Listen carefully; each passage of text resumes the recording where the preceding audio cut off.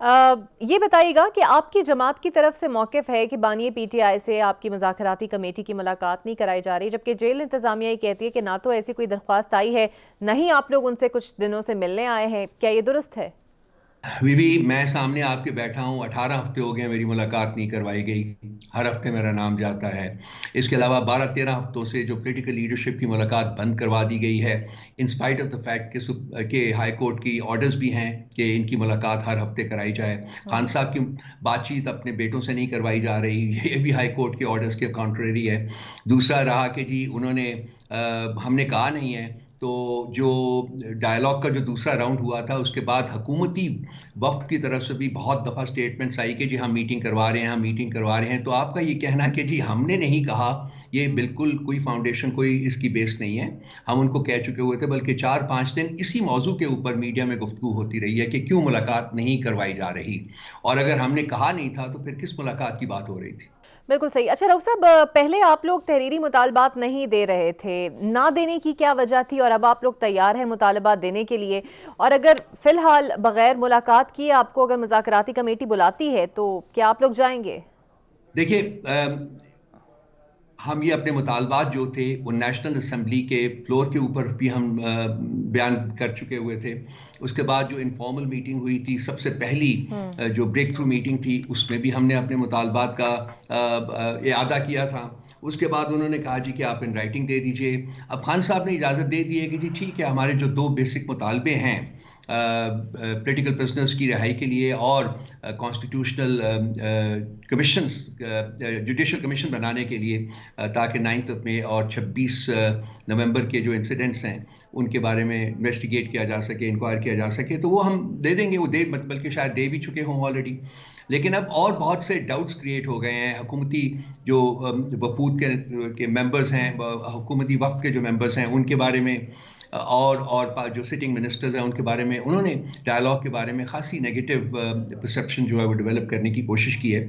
تو اب دیکھتے ہیں کہ اگلی نشست کب ہوتی ہے۔ اب یہ بھی حکومت کے the ball is in the government's court، انہوں نے فیصلہ کرنا ہے کہ کب میٹنگ ہے۔ ہماری طرف سے تو میٹنگ وہ کل کر لیں، آج کر لیں رات کو، تو ہمارا وقت تیار ہے، اور جو ان کو چاہیے ان رائٹنگ وہ بھی ان کے پاس چلا جائے گا۔ لیکن جو تاریخ سیٹ کرنی ہے اگلے راؤنڈ کی، اچھا وہ یہ حکومت بتائیے سر، این مذاکراتی عمل کے دوران ابھی تک تو کچھ نکلا بھی نہیں مذاکرات سے، اور بانی پی ٹی آئی اور پی ٹی آئی کے آفیشل اکاؤنٹ سے جس قسم کے ٹویٹ سامنے آئے ہیں، آپ کو نہیں لگتا اس سے مذاکرات کو ایک دھچکا لگنے کا خطرہ موجود ہے؟ کبھی وہ حمود الرحمان کمیشن کی یاد دلا رہے ہیں، کبھی یحییٰ خان کی یاد دلا رہے ہیں۔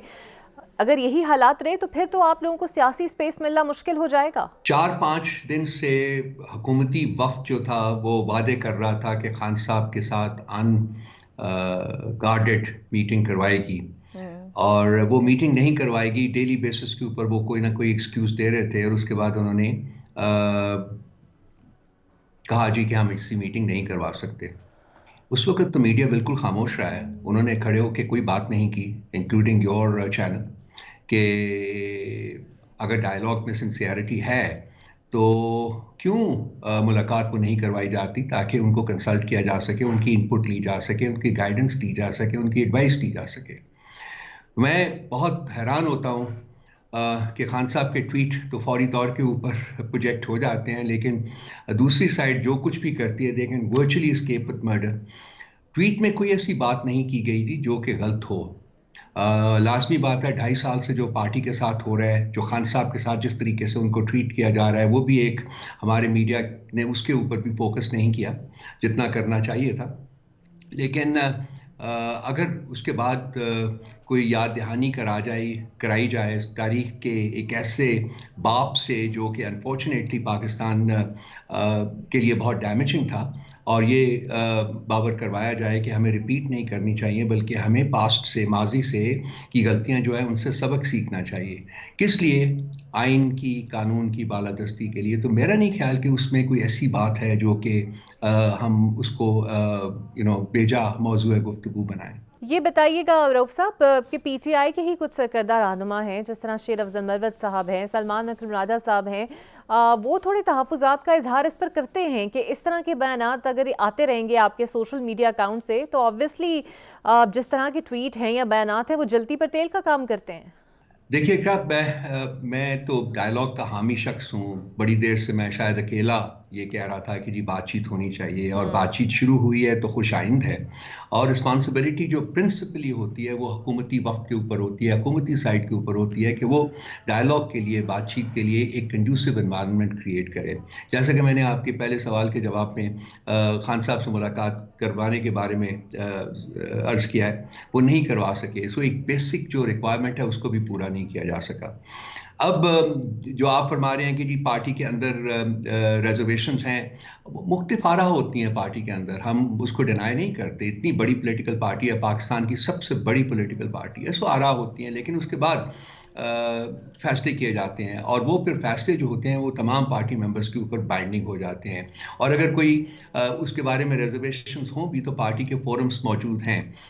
ऐसे लोग, आपने सलमान अकरम राजा साहब की बात की है, मैंने कभी उनके बारे, उन्होंने ये नहीं, उनको ये कहते हुए नहीं सुना या उनकी कोई रिजर्वेशंस नहीं सुनी। हाँ, शेर अफजल मरवत साहब के बारे में आपने फरमाया है, उनकी अपनी राय है, वो रखते हैं। लेकिन पार्टी के जो मतलब जो फैसले हैं वो उनके ऊपर भी उतने ही बाइंडिंग है जितने कि हमारे बाकी लोगों के ऊपर हैं। सो ये कॉन्फ्लिक्टिंग आरा मौजूद होने के बावजूद आई थिंक पार्टी की पॉलिसी जो है वो हम सब की रिस्पॉन्सिबिलिटी है कि उसको कैरी फोर्थ करें। ठीक है।